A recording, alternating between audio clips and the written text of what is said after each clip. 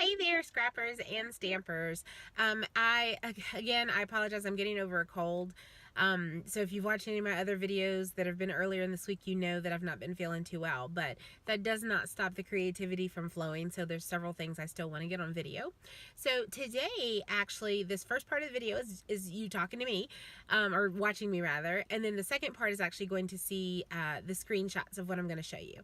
So I tried to think long and hard today. What is a video or a technique that I could show you that I think would be beneficial when using Cricut Design Space that maybe you haven't already seen? And I had an epiphany today on something that I do that is actually quite simple, but perhaps if no one's shown you or you just didn't realize that feature was there, that you probably have overlooked it. So I wanted to share it with you. Today I'm actually going to show you how to upload or import, or however you want to call it, your actual pictures into Cricut Design Space so that you can kind of see if they flow with the layout design or the color scheme or whatever that you're working on, so that you can see what it looks like in Design Space. And then you would just delete them out before you go to cut.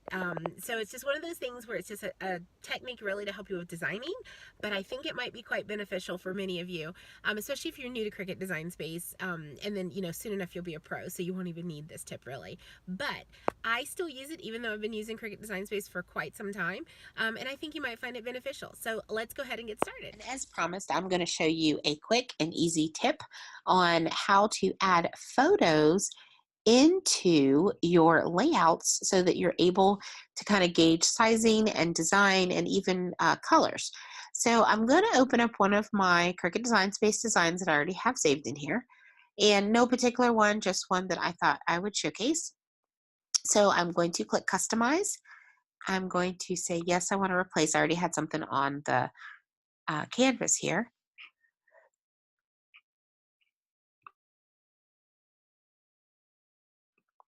I'm going to bring this down just a little bit.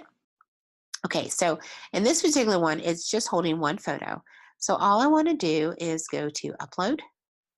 I'm going to Upload Image. I'm going to Browse, and I'm going to look for a photo that can go there. Now, I'm going to pick a picture of one of my kids.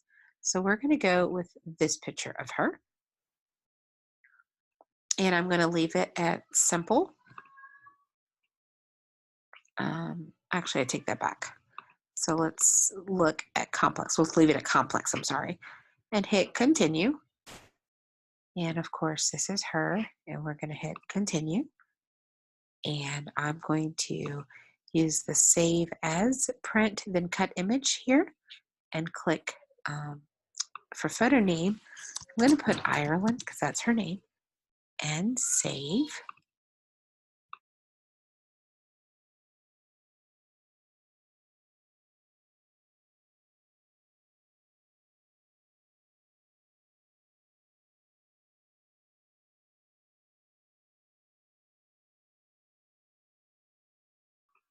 All right. And now you'll see I've uploaded a couple I've used in the past. So now I am going to click on that photo that I'm going to upload and insert image. Now it's going to be kind of large when it gets there, so I need to resize it.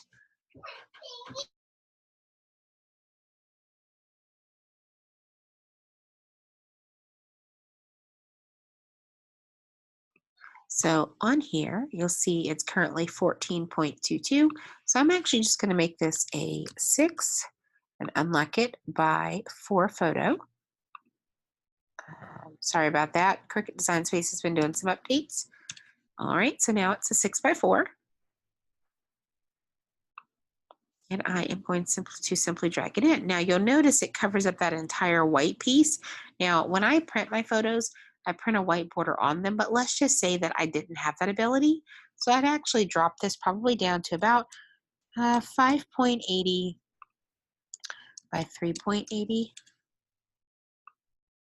And that way there's just a tiny bit of white. Let's see, is that small enough? Yep.